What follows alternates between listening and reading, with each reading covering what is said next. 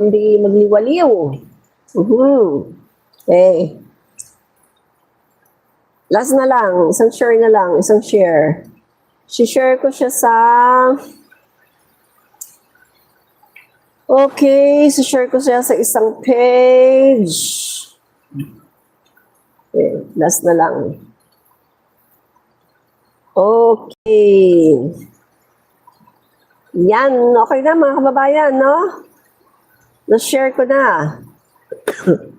Yan, okay na po. Na-share ko na po.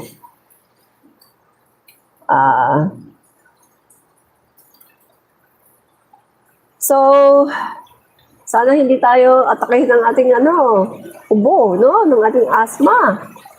Mga kaibigan, 2 days na akong medyo masama ang pakiramdam ko at ako'y inaatake ng aking asthma, no? Kasi ako'y laging basa sa ulan, no? Pag ako'y umaalis ay naabutan ako lagi ng ulan, malakas na ulan.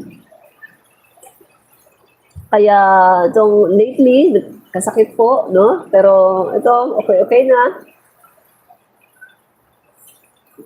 Okay na po tayo. Nagpapagaling na lang po tayo.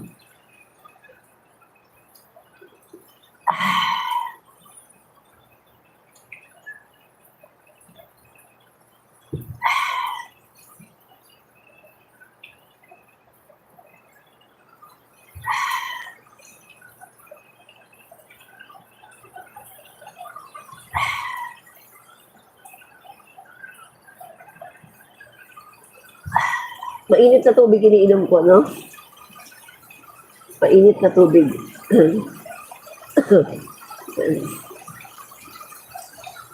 So, mga kaibigan.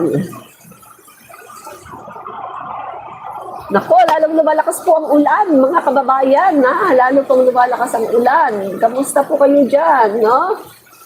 Ingat po kayo lahat dyan. Ingat po, mga kaibigan, no?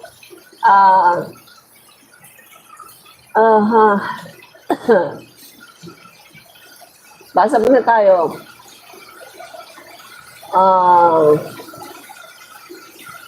Ito na naman ito na naman si Tiburcio. Si Tiburcio na isang DDS na walang kaalam-alam, no? Sabi ni Tiburcio, nasaan ang flood control? Nako, alam mo ba Tiburcio, trending ngayon.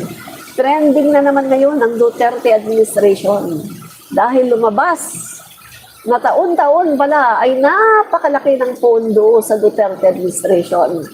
At pinagmayabang nila ang 11,340 na di umano ay natapos, no, ng Duterte administration. Pero ang nakakapagtaka kasi yan ang pinagyabang na 11,340 na flood control projects. Pero pagpasok ni PBBM as President of the Philippines noong 2022, magtataka ka, bahang-baha rin. Hindi nagbago. Kung gaano yung pagbabaha, gaano panahon ni Duterte, no, nung hindi ay pagpasok ni PBBM nung nagsipagbagyuhan, mga kaibigan, the same pa rin. So, ibig sabihin, parang nasaan po napunta ang mga pondo, ang daang-daang bilyong pondo na inilagak di umano ng Duterte administration sa paggawa ng flood control. Yan ang tanong ngayon. Kaya, sabi ko nga, dapat ay paimbestigahan ito, no? Paimbestigahan na dapat ito. Saan nga ba talaga napunta ang flood control projects ng Duterte administration? Kasi mga kababayan, hindi po nakita, hindi po naramdaman, no, ng taong bayan, no, ang flood control na yan. Sabi nga po sa isang post ng journalist na si Richard Poronda Heydarian, so, when will audit billions of dollars Duterte admin spent on clearly shady flood control projects? They had 6 years. Di ba, mga kababayan? Sinulat po yan ni Richard Poronda Heydarian na isang journalist. Isang magaling na journalist na pinapollow ko din. No? Bagamat siya'y dilawan, mga kaibigan. Pero, hindi naman siya ganun ka-toxic, no? Kahit siya ay anti-Marcos, no? So yan po ang tanong ni Richard Hidarian, na isang magaling international journalist. So, when will we audit billions of dollars Duterte admin spent on clearly shady flood control projects? They had 6 years. Yun ang katotohanan, mga kaibigan. May 6 na taon si Duterte na ipinagyabang pa niya, mga kaibigan, nung malapit na siyang umalis, ay 11,340 daw ang natapos sa flood control. No? Pero bakit hindi yata naramdaman ng mga Pilipino? No? So, tingnan nga po natin, no? Flood control projects ni Duterte. Kaya nga sabi ko sa inyo, itong mga DDS na to, kapag may binabato silang putik sa ating Pangulong BBM, aba, nagba-bounce back sa kanila 100 times. Kasi, sabi nga po ni General Torre, wala nang magiging worse pa sa past administration. The past administration is the worst administration ever.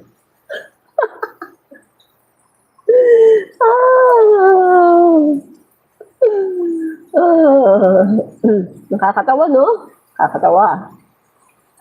Kaya nga kung ako sa inyo, tigil-tigil na kayo sa kakabatikos, no? Kasi bumabalik sa inyo no? Bumabalik lang sa inyo ang lahat, no? So, tingnan natin ito. Tingnan natin na nakakahiya, di ba? Sobrang nakakahiya lang ang ginagawa. 11,340 flood control nung Duterte admin in 6 years. Pero binabaha pa din tayo hanggang ngayon.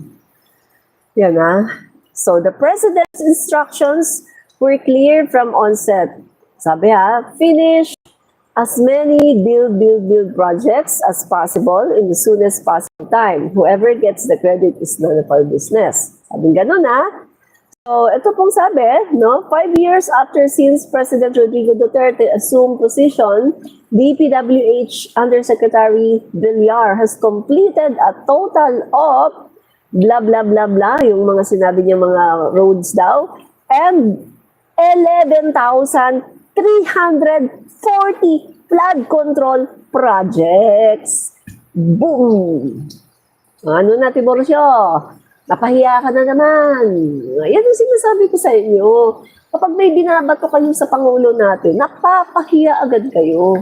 Kasi, bumabalik sa inyo Tapos na kasi ang administrasyon niya Andyan na yung 6 na taon. Andyan na ang lahat ng resibo. At andyan na ang ebidensya na ang inyong Duterte ay walang nagawa sa Pilipinas. Walang magandang nagawa sa Pilipinas, kundi PJK. Diba? PJK, pagpapalaganap ng POGO, pagpapalaganap ng mga illegal na activities, isabong, pagpapadami ng mga illegal na in-check na nandito, nanggaling mainland China, pagpapadami ng mga kriminal, ng mga international criminals pinapapunta dito. Yan ang legasiya ng tatay nyo.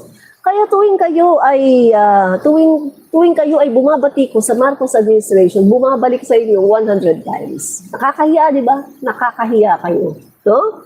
Kaya kung ako sa inyo, bago bumatikos, i-recall muna ninyo Recall muna. Tingin muna sa salamin. I-recall muna ninyo ano ba yung nagdaang panahon? Ano ba yung nagdaang administrasyon?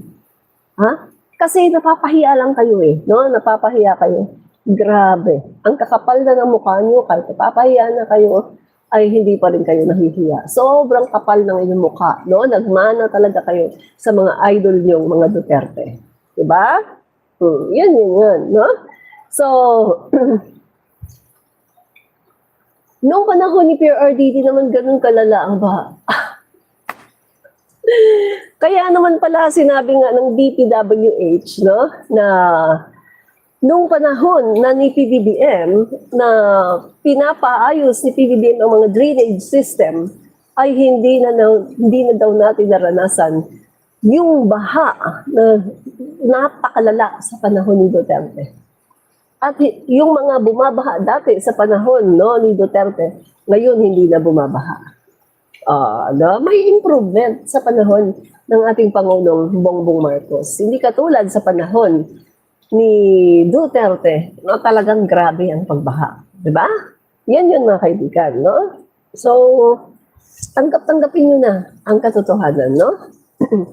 Okay, mapunta na tayo sa ating pinaka-main topic. Yan. So, Tiburcio, pasalamatan mo ako kasi binigyan kita ng oras, no? Yan. Magpasalamat ka sa akin, Tiburcio, dahil binigyan kita ng oras. Mahalaga yata ang oras ko, no? Yan. Okay, so, ito mga kaibigan, pag-usapan lang natin to,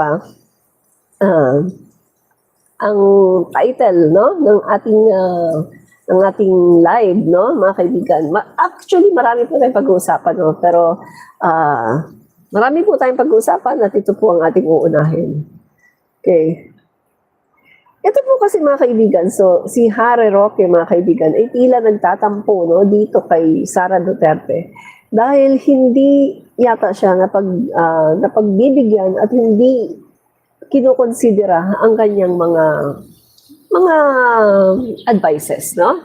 Yan po. So, meron nga pong sinabi si Harry Roque na baka uuwi na lang daw siya ng Pilipinas at haharapin na lang daw niya ang gobyerno ng ating Pangulong BBM. Kasi nga, mukhang nagtatampo na siya mga kaibigan kasi hindi daw siya, sa tono ng kanyang salita, mukhang hindi pinapakinggan, no, ni VP Sara Duterte ang kanyang mga sinasabi. Kasi alam naman natin na si Harry Roque ay isang lawyer din sa pagkakaalam ko, human rights lawyer, international nga yan mga kaibigan. Sa pagkakaalam ko, international human rights lawyer yan. At kung titingnan natin, qualified siya mga kaibigan. Kung titingnan natin, qualified siya para maging lawyer ni Rodrigo Duterte sa ICC, no? Pero, yun nga, tinanggihan po ni Sara Duterte. Siguro ayaw din ni Sara na madamay kasi alam naman niya, di ba, na kung ano yung nangyari kay Harry Roque, na meron siya ditong kinakaharap sa Pilipinas, no? Na dapat niyang sagutin, na iniiwasan niya. So, ito nga mga kaibigan, marami siya mga suggestions kay Sara Duterte, pero mukhang hindi talaga siya pinagbibigyan at hindi talaga dinidinig yung kanyang mga sinasabi. So, nakikita natin doon sa kanyang live, no, sa kanyang page na mukhang nagtatampo na talaga siya, no? Kay VP Sara, hindi natin alam kung pati kay Rodrigo Duterte ay nagtatampo siya, no?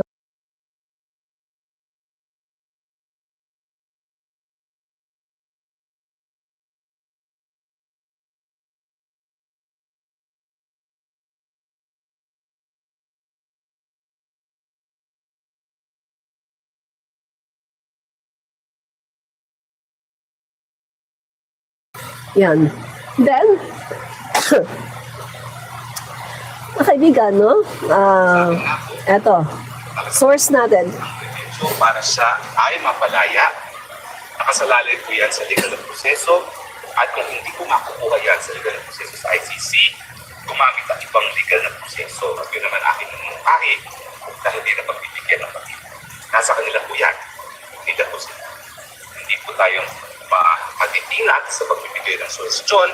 Bagamat tao rin po, no, dumarating sa punto na parang ayaw mo na magbigay ng suwestyon kung talaga naman hindi ka napapakinggan. Pasensya na po, tao lang po. Yan. So,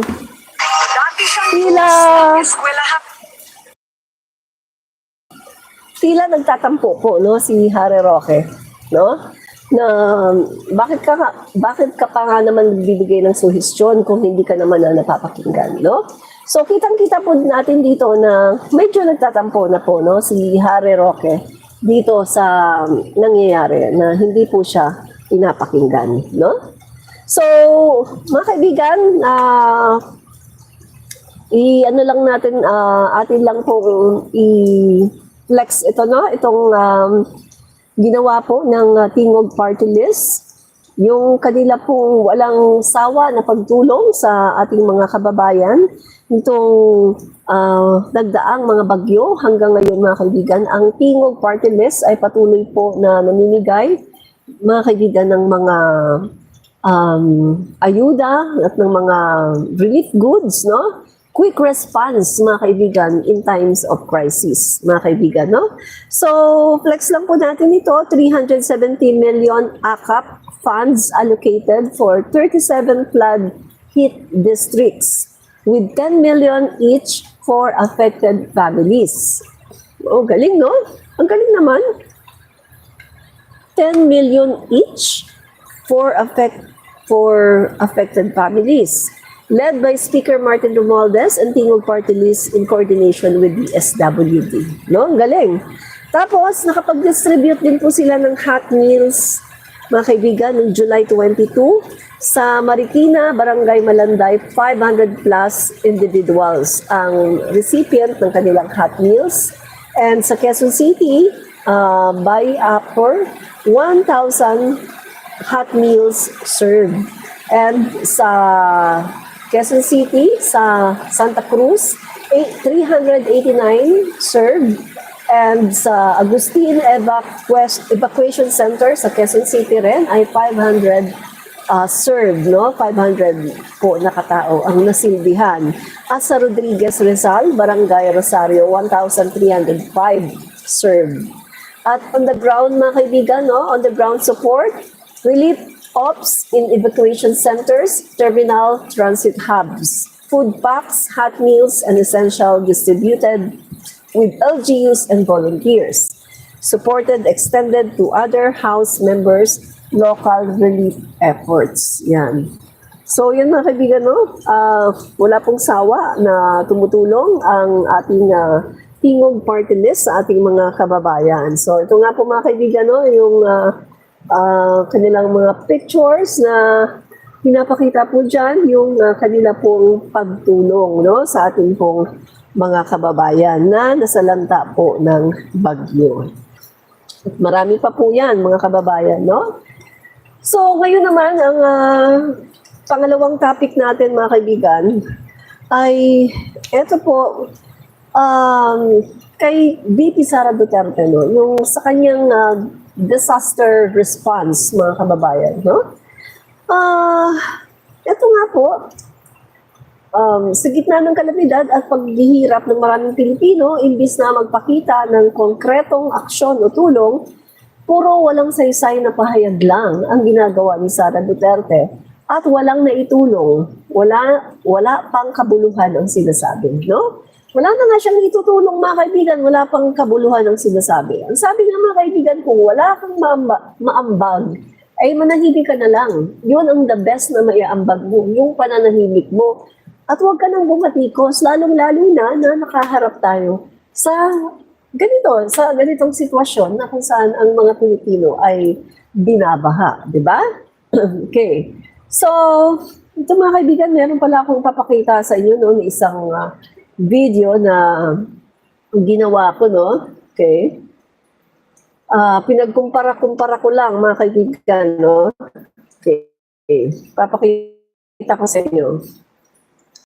Orin nyo itong video na to, no? Maiksi lang po siya. Maiksi lang. Ito po si Vice President Lenny Robredo na nagbibigay ng mga relief sa mga nasalanta ng bagyo. Ito po ay Vice Presidente pa siya. Ito naman po ang ating mahal na First Lady Lisa Marcos nag-distribute ng mga charity map. Niris po niya ang kanyang seguridad para po matulungan ng ating mga kababayan. Nakita niyo para nila yan, pero walang kaya sa katawan. Mas sa katawan, di ba? Talagang hands-on kapag may mga disaster, lumalabas at tumutulong sa taong bayan. Pero alam niyo ba, meron isa na kung disaster ay nawawala. Tingnan natin kung sino siya. Hindi po siya yan, hindi po siya yan. Yan lang naman po ang kanyang spokesperson. Basahin natin. Office of the Vice President spokesperson Ruth Castelo discusses the ongoing relief operations of the OVP in Metro Manila and in Pangasinan and the impact of Francine and Southwest Monsoon. So, kaibigan, mabalikan lang po natin. Kasi sabi ko po na mukhang meron na nagkakapobia ang Vice Presidente sa mga disaster. Kasi kapag may disaster, no, parang mawawala siya mga kaibigan. No? Remember, nung kasagsagan ng ay pumunta siya sa Germany at with family at bakasyon at saka nanood na rin ng concert. At then, nagkaroon pa ng bagyo, ayun, nandito pa siya sa kasal ni Mayor Rama sa Cebu. And then, nagkaroon pa ng bagyo, kapaibigan na naman siya kaya ako nagpa-tattoo. So, masasabi natin na every disaster, parang takot, no, ang ating Vice Presidente. At hindi niya talaga get, no, na pumunta, makasalamuha sa taong bayan para mamigay ng mga relief goods. So, ano ba? Takot na siya. Kung talaga meron siyang phobia sa mga disaster. So, eto mga kaibigan, nakita natin yung pagkakaiba ng tatlo. Si Lenny Robredo, hands-on din sa pamilikan, at yung ating First Lady, ganun din. Pero ito si Sara Duterte, mukhang mga kaibigan, kanya na lang ina-assign ng kanyang mga tao para gumawa nito. No? So, sosyal na sosyal. Nananasin niya sa Presidente kung saan siya ay nagbibigay ng mensahe. Andiyan na, no? Nasa karaw, nagbibigay siya ng mensahe. Bigla siya na sihinagan ng araw. Tapos, bigla niyang sinabi na, ay, saglit, nakalimutan ko, hindi ba na ako nakasabi na sabay layas. It is a significant milestone indeed for an institution to have had one. I'm sorry, excuse me. Hindi ako naglagay ng sanap lang. So yan mga kaibigan, no? Yan Yan yung sinasabi ko, no? Yan. Si Lenny Robredo, pinakita ko kanina, hands-on. Pag merong bagyo, yung siya ay vice-presidente pa, hands-on. Namimigay. Lumulusong sa baha. Si F. Elisa, ganun din. Niris niya ang kanyang safety, ang kanyang seguridad. At siya ay lumabas ng Malacanang at pumunta doon sa ang location niya ay sa ilalim daw ng overpass, no, malapit sa Malacanang. At doon nagdala siya ng mga relief goods, yung mga timba ay sa DSWD na may mga relief goods, no, at namigay siya sa mga tao. Hands-on. Pero ang Vice Presidente, mga kaibigan, hindi Inaasa lang niya ang trabaho sa kanyang mga empleyado. So, sabi ko nga, meron yata siyang disaster phobia, na tuwing may disaster, tuwing may baha, ay nawawala siya. Remember, nung bagyong Karina ba yun, na pumunta siya sa Germany with her family na nagbabakasyon daw at saka nanonood na rin ng concert ni Taylor Swift. And then, isa pang bagyo, inaanap siya ng tao, nasaan ang Vice Presidente? Nandun, nakagown, sa Cebu. Mga kaibigan, nag-aabay yata yun, hindi natin alam ko anong ginawa niya dun sa kasal ni Mayor Rama. Ano pa? Bumagyo na naman mga kaibigan. Parang si Julian yata yun, yung bagyo na yun Tapos nandun siya kay Apo Wang-od, nagpapatato. So every disaster mga kaibigan, tuwing disaster, tuwing may bagyo, mukhang wala talaga ang Vice Presidente. Kaya nga natatanong natin, meron ba talagang disaster phobia itong si Sara Duterte? Bakit nila iniiwasan niya? Yung mga typhoon, yung mga bagyo, bakit ganun, no? Instead na siya yung mag-debriefing, mga kaibigan, no, sa kanyang mga tauhan, iba ang gumagawa. Remember yung mga nakakaraang bagyo, no? Ipinakita pa nga sa video, sino yung nagde-debriefing? Iba yung kanyang mga empleyado. Samantalang ang Pangulo natin, Pangulo ng Pilipinas, talagang may debriefing. Before the typhoon, nagde-debriefing. Kasagsagan ng typhoon, nagde-debriefing. Pagkatapos ng typhoon, nagde-debriefing din siya, mga kaibigan, no? Talagang nakikita natin. At hindi lang yun, pumupunta ang Pangulo natin, nakasakay sa mga military truck at namimigay ng mga ayuda sa ating mga kababayan. Lumulusong sa baha, yan talaga ang totoo, ang tunay na public servant. Diba?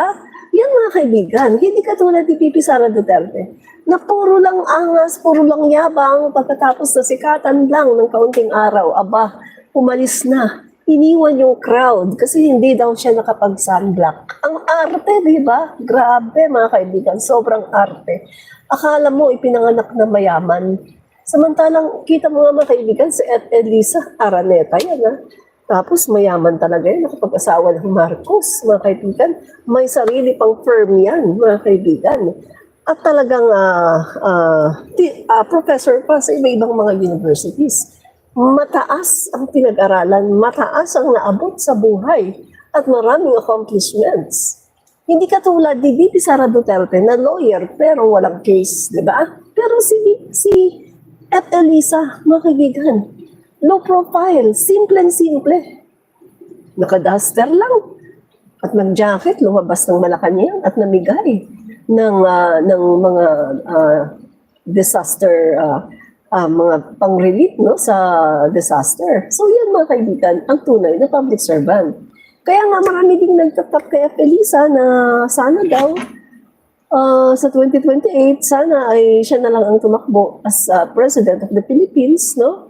Kung ayaw po ni Speaker Martin Romualdez, no? Di natin alam kasi si Speaker Martin Romualdez hindi po nagpapakita ng intensyon, no? Hindi po nagpapakita ng intensyon si Speaker Martin Romualdez na tatakbo sa pagiging Pangulo sa 2028. So kung talagang ayaw po ni Speaker Martin, ay nandyan po si F. Elisa. Pwede po natin kumbinsihin para tumakbo na maging Pangulo sa 2028. No? Kasi overqualified nga po siya. Talagang qualified po si F. Elisa Marcos. No? So meron siyang public servant heart at talagang pangmasa.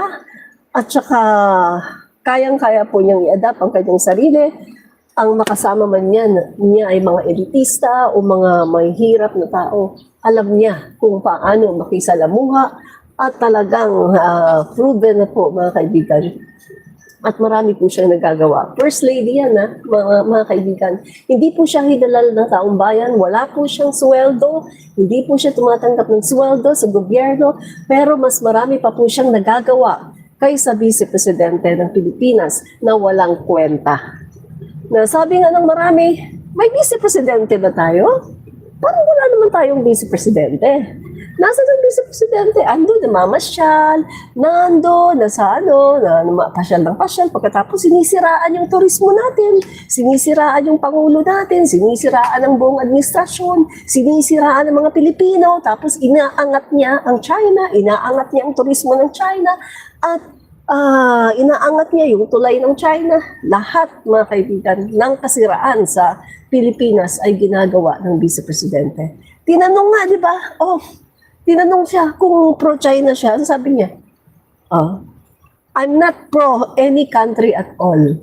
Di ba? Mga kaibigan, Pilipino ka. Kung Pilipino ka, mga kaibigan, napakadali mo lang sabihin na I'm pro-Philippines because I'm a Filipino.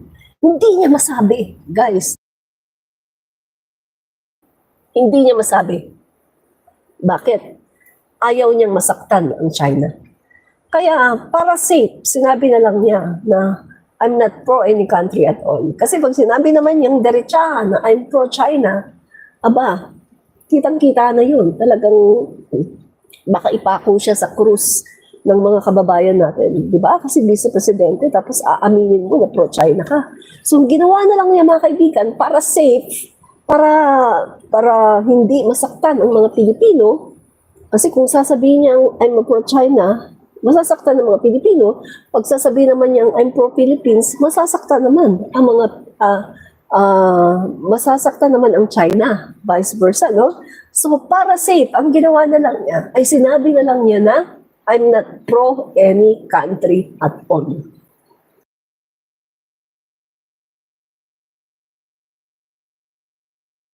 Playing safe, kumbaga, no?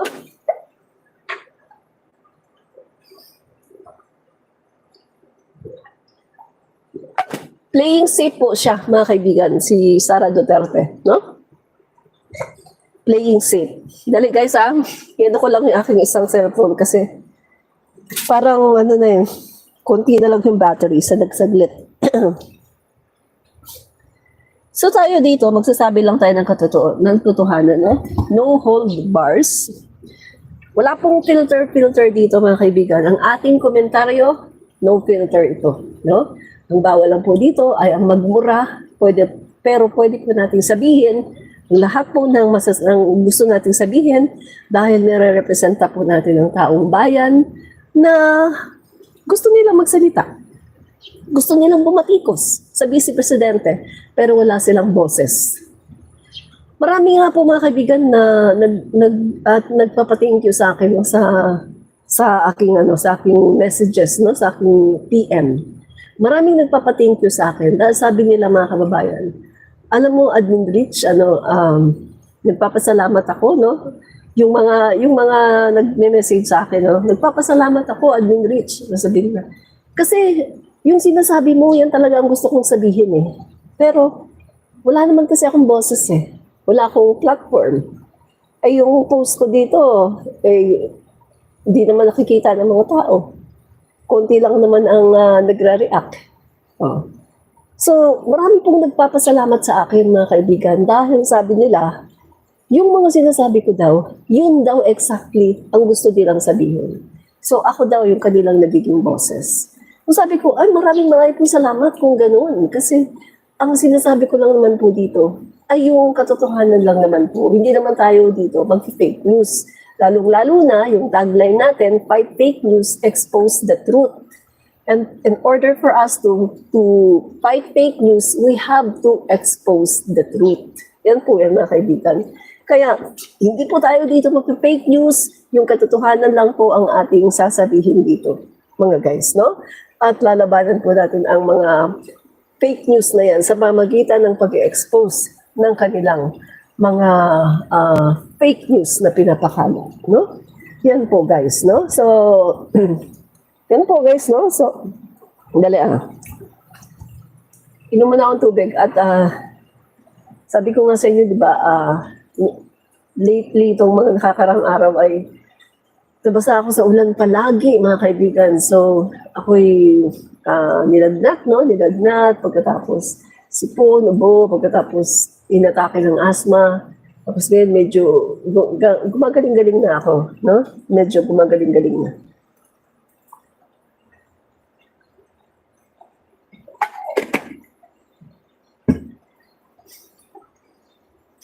Sabi ni Margarita Cano, saan mo nakukuha yung lakas ng loob mo? Alam mo, kapag totoo ang sinasabi mo, hindi ka dapat matatakot. Nakakatakot lang naman kapag nagsasalita ka ng mga paninirang puri at mga fake news. Pero kung nagsasabi ka ng totoo, dapat hindi ka matakot. Yun lang yun, no?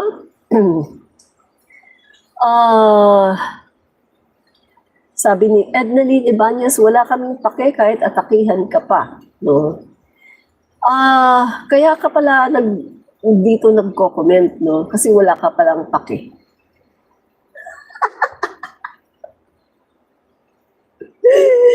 Kaya ka pala nagko-comment dito kasi wala kang pake.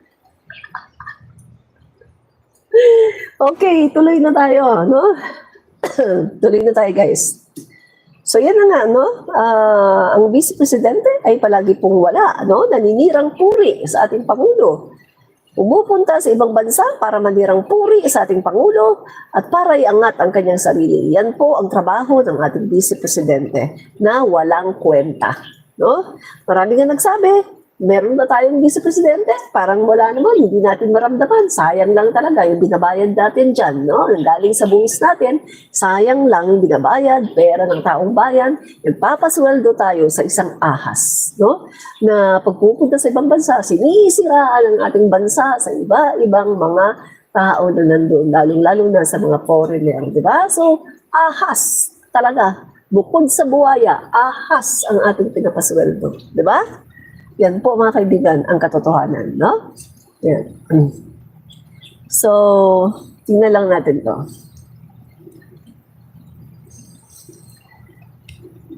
Yan. Ang sabi pa niya dito, may sinabi siya dito. VP Sara Duterte, ibinahagi ang isa sa mga solusyon niya sa pagbaha. Ibinahagi ni Vice President Sara Duterte ang kanyang biro kung paano masolusyonan ang pagbaha sa Metro Manila. Ito ay sa gitna ng umano'y paninisi ng Administrasyong Marcos kay dating Pangulong Rodrigo Duterte sa patuloy na pagbaha sa iba't ibang bahagi ng Kamaynilaan. So, ipunin po natin ang lahat ng tubig baha tapos i-deliver natin sa Malacanang para may mainom siya. Para meron silang mainom doon, ganun po ang gagawin natin. Yan po ang sinabi ng isang walang kwentang Vice Presidente. No? Na kahit po sa biro ay hindi po dapat na sinasabi, Vice Presidente ka? You're expecting to be the President of the Philippines tapos ganyan ka pang salita? Asal kanto? Ay sa bagay, wala naman tayong aasahan sa mga Duterte ng mga asal kanto at mga barbaro. No? Wala talaga tayong aasahan sa kanila. Hindi naman sila diplomat. Eh. Wala po silang ganun. Wala po silang decency. Hindi po sila mga decente. Sila po ay mga bastos at mga walang hiya. By nature, ang mga Duterte po ay mga bastos at mga walang hiya at mga walang Diyos. Kaya wala po tayong aasahan sa kanila, mga kaibigan. Ganyan po talaga ang kanilang mga pag-uugali. No? Kaya isa lang po ang dapat natin gawin. Huwag po tayong boboto ng mga Duterte sa bilang dito po sa national, no? National election, lalong-lalo na sa pagiging Pangulo ng Pilipinas. Tama na yan sa Davao. Hayaan mo na yung mga Davaoenyo. Total, ganyan na public servant ang gusto nila. So, ganyan na lang sila, no? Wala nang pakialam, no? Sila lang, bahala na sila doon. Pero pagdating sa national, huwag po tayong papayag na ganyan ang magiging leader natin. Nakakahiya, hindi po natin ipagmamalaki yan. Hindi natin may pagmamalaki yan sa buong mundo, mapapahiya lang po tayo dyan, no? Sa totoo lang. Real talk lang tayo, real talk, walang personalan, no? So, yan po ang sinabi niya. Pinagtatawanan pa, mga kaibigan, no? So, umalma po si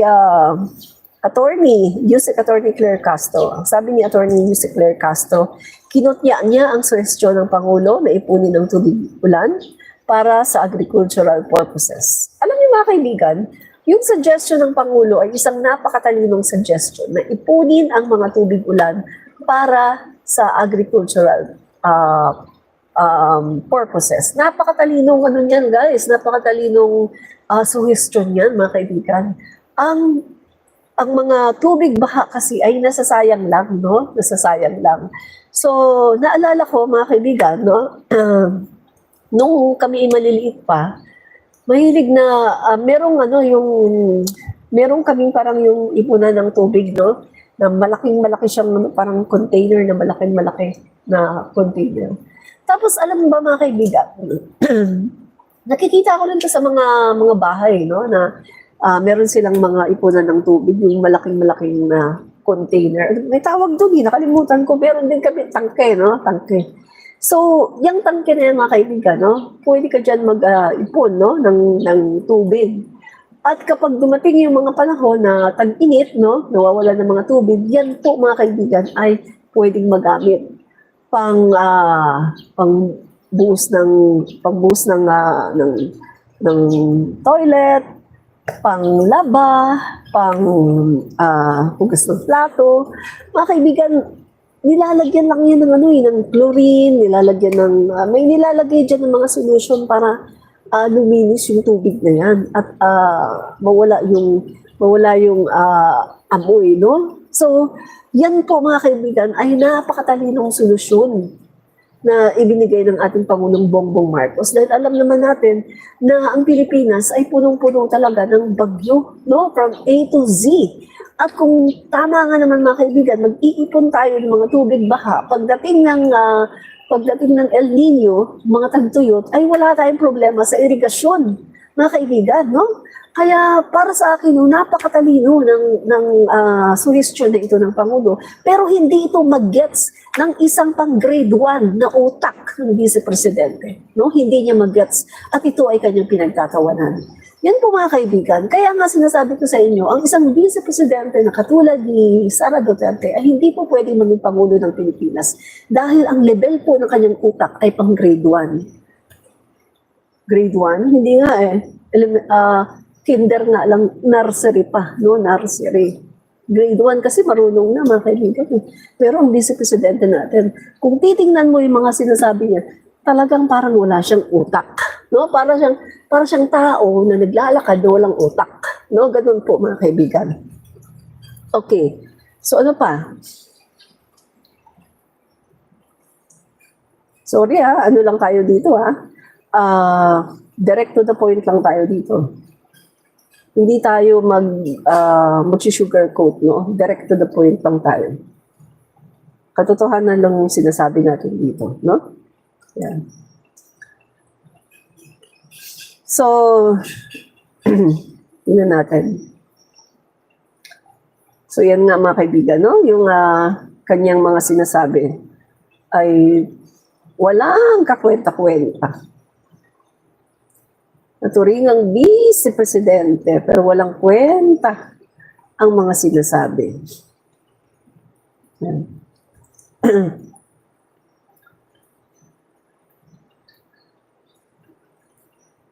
So mga kaibigan, ito naman,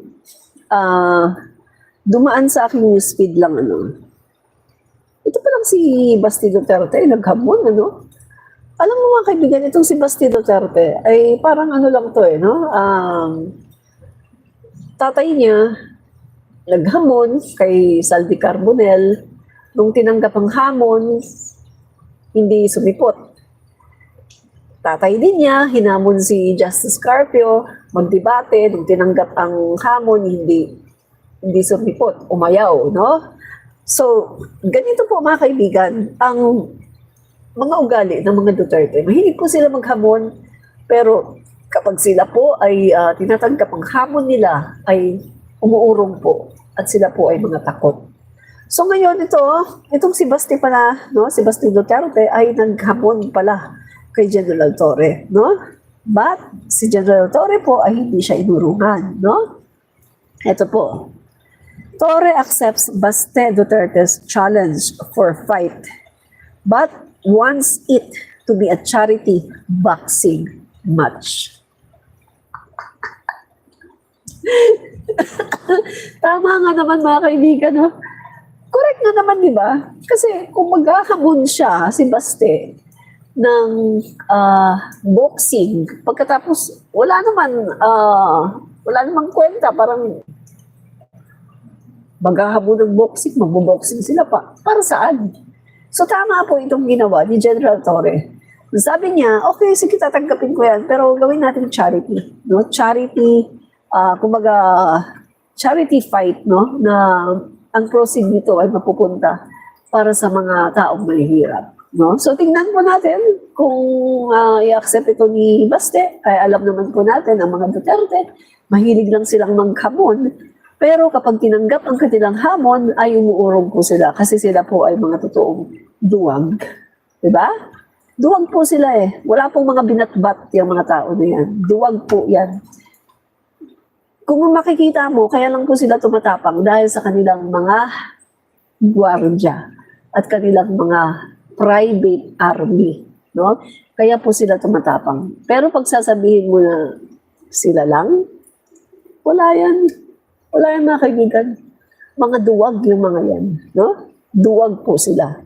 Yan po ang katotohanan.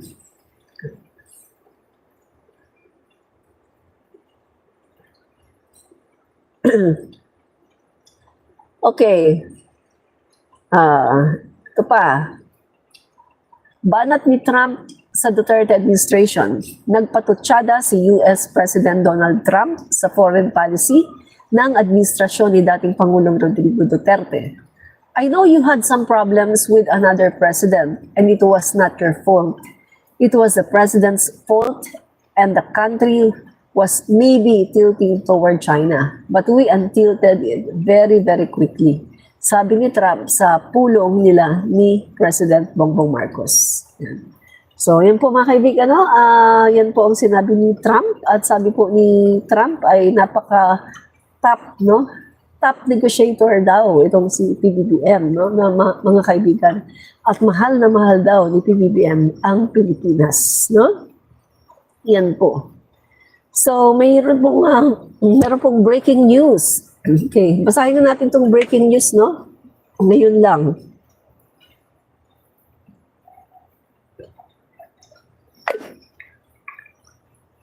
Tingnan natin. The US government on Wednesday announces at least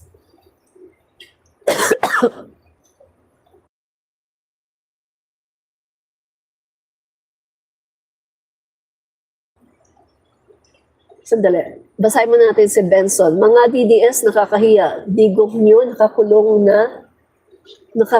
na kamanyakan pa din ang ginagawa. Matanda na sobrang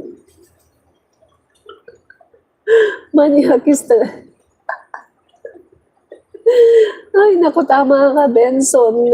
Correct ka talaga, Benson, sa sinabi mo.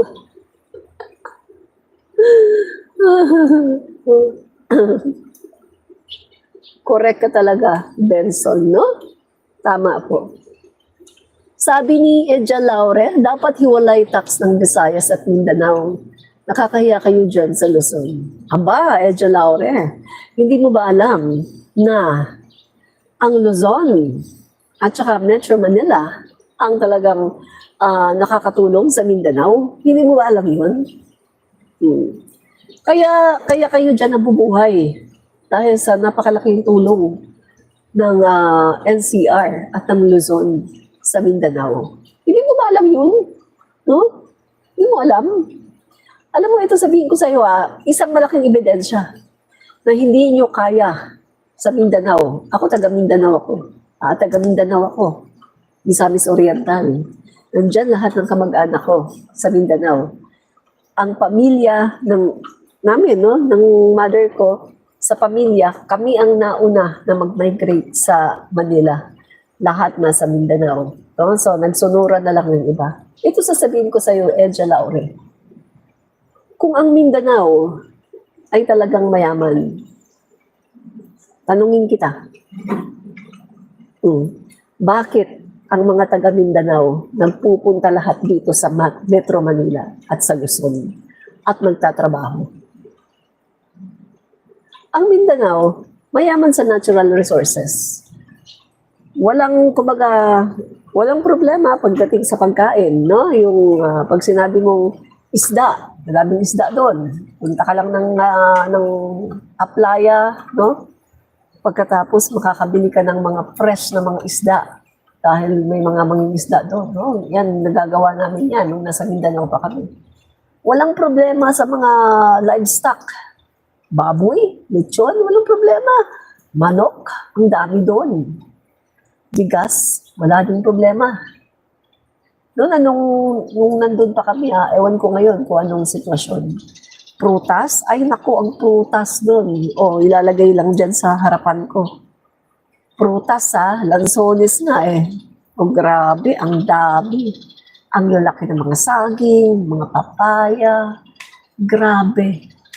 Talagang napaka-rich, no, ng Mindanao pagdating sa mga natural resources, pagdating doon. Pero pagdating sa pera, yun, salat. Pagdating sa pananamit, yun, salat. Napakamahal ng mga damit doon. Kaya nga kapag umuwi ako ng Mindanao, may dala ako isang bag, puro damit. Pagbalik ko ng Maynila, wala na akong damit. Ang natitira na lang sa akin yung suot ko.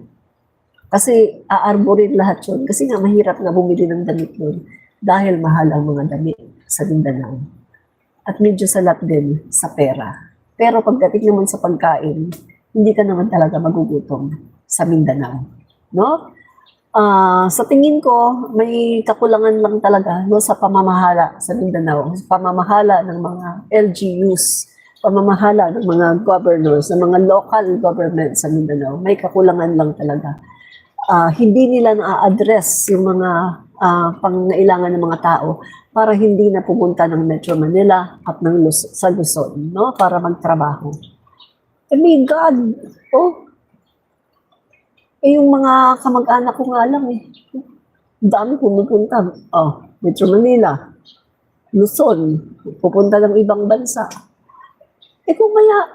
Kung talagang hindi kayo naghihirap dyan sa pera, bakit nagsisialisan kayo dyan?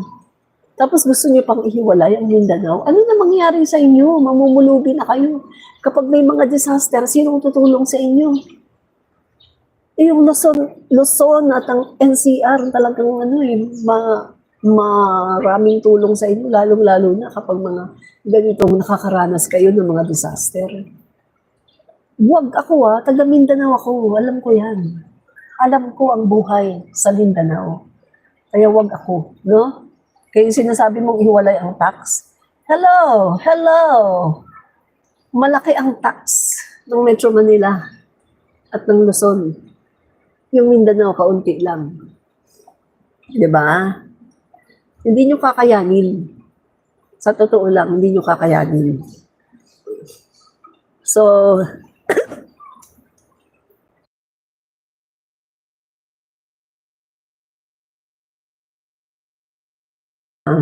ito pa.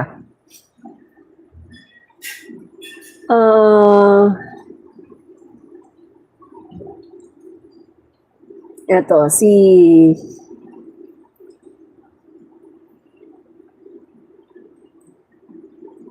sandali guys. Yun na lang natin to. Saglit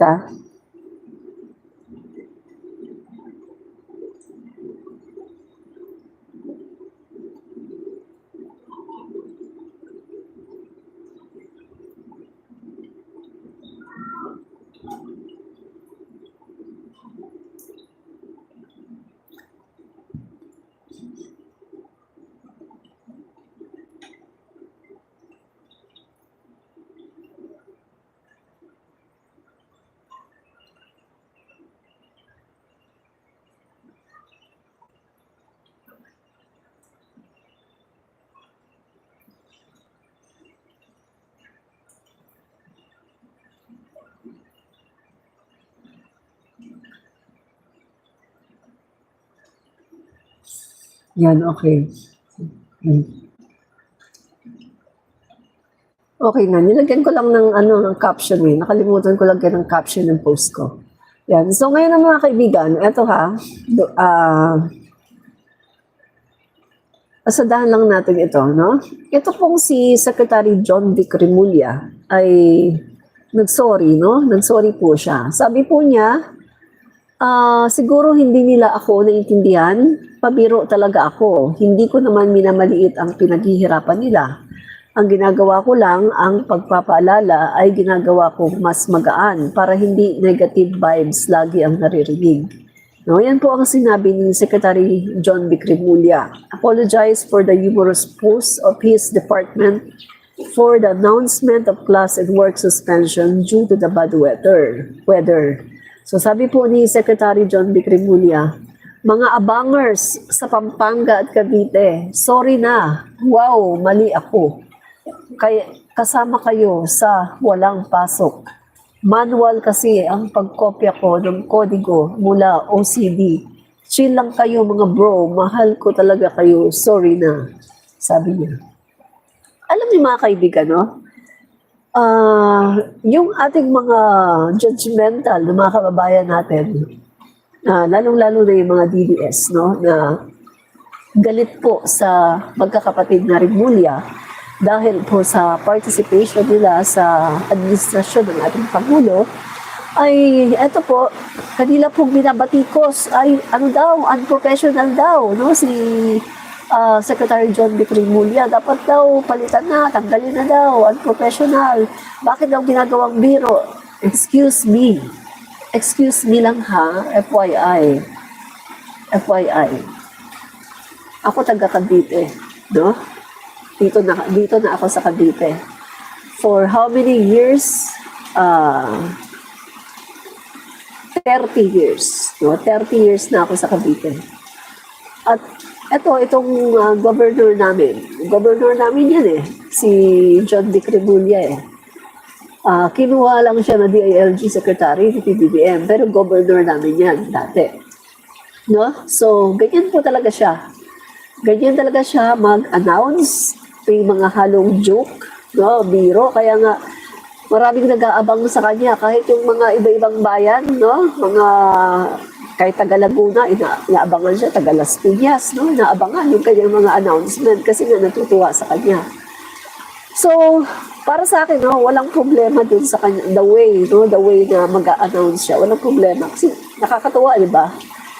Pero ang nakakapagtaka lang kasi dito sa mga DDS, mga kaibigan, nung Pangulo yung tatay nila, si Duterte, binura ang Diyos, binura ang Papa sa Roma. Aba, palakpakan pa sila, hiyawan at palakpakan. So ngayon, ang tanong ko, ano ba yung mas okay? Ito na nagjo-joke lang, hindi naman nagmumura, hindi naman nanlalait, pero galit kayo, ayaw nyo. O yung ginagawa ng tatay nyo na minumura yung Diyos, minumura ang Papa, mas maganda ba yun? Kung sa tingin nyo mas maganda yung ginagawa ng tatay nyo, kaya pinapalakpakan nyo at saka nag-cheer pa kayo sa kanya, kung sa tingin nyo mas maganda yung minumura ang Diyos at saka yung Papa, aba, baliktad talaga utak nyo, mga utak demonyo kayo. Yun na lang ang masasabi ko, no? Eto, galit kayo, Secretary John B. Cremulya, dahil nagjo-joke sa announcement. Pero hindi kayo galit sa tatay nyo habang minumura niya ang Diyos at ang Papa sa Roma. So mga utak nyo, utak demonyo. No? Yun ang katotohanan. No? Nakakahiya kayo mga utak demonyo. Diba? Boy Agri TV. Ang mayaman dyan sa Mindanao ay ang negosyante at mga politiko na mapagsamantala sa kapangyarihan. Ay naku, nakuha mo. Gets mo talaga. Totoo. Totoo yan. Totoo talaga yan. No? At saka mukhang mukhang hindi naman sa lahat ng parte ng Mindanao, pero meron talaga silang katulad sa Davao. Davao City, mismo hindi na tayo lalayo, Davao City, yung lugar ng Vice Presidente.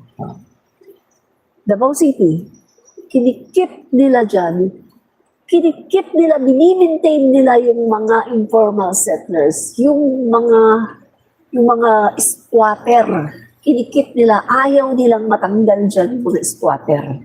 Bakit? Gagamit nila sa eleksyon. Yung mga squatter dyan, yan ang kanilang ginagamit sa eleksyon, inuuto nila, bibigyan nila ng konting pera para sa eleksyon. Diba? Yan yung mga kaibigan. Pero yung 4 kilometers, squatter area. Isang lang yun isang area lang yun 4 kilometers ng mga squatters. Meron pang iba-iba. Sabi nyo ng kasamaan kong vlogger, ng taga Davao City, ay marami talagang squatter dyan, admin rich. Alam ko yan kasi taga Davao City ako. Kaya nga sila nag-aalisan din doon kasi mahirap daw ang buhay. Ang yumayaman lang doon, mga politiko. Ilang dekada na ba ang mga Duterte doon? Ilang dekada ng mga Duterte doon. Bakit hindi nila napayaman? Bakit hindi nila natanggal ang mga squatter sa Davao? Kasi nga, kinikip nila. Remember si Sara Duterte? Inumbag yung sheriff. Kasi pinapatanggal na, di ba? Pinapatanggal na yung mga squatters, dinidemolish. Inumbag niya yung sheriff. Diba? So doon pa lang makikita mo na Kinikip nila ang mga squatters sa Davao. Kung hindi pa talaga nagkaroon ng isang presidente ng Bongbong Marcos, hindi sila magkakaroon ng pabahay. Ngayon yung Pangulo natin, ang ganda ng kanyang pabahay sa Davao City. High-rise condominium sa Davao City ang pabahay ng Pangulo. Sa Mindanao, Misamis Oriental, sa may Taguluan. My God, ang ganda ng mga high-rise condominium ng ating Pangulo para sa ating mga kababayan. Pero mga Duterte, ang tagal na nila, ilang dekada na sila sa Davao City. Pero kinikip nila ang mga squatter. Kasi nagagamit nila ang mga squatter. Tuwing merong eleksyon, yan ang nagpapanalo sa kanila. Diba? Yan ang katotohanan mga kaibigan. Wala tayong plastikan dito. Benson, tama. Ilang Duterte na umapo sa Davao. Yung mga nasa squatter sa Davao, nasa squatter pa din hanggang ngayon.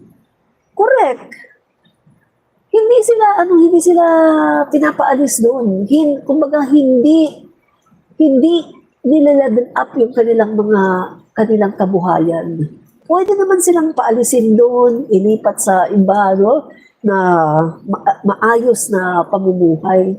Remember, yung ginagawa ng ating Pangulo, Bongbong Marcos, di ba?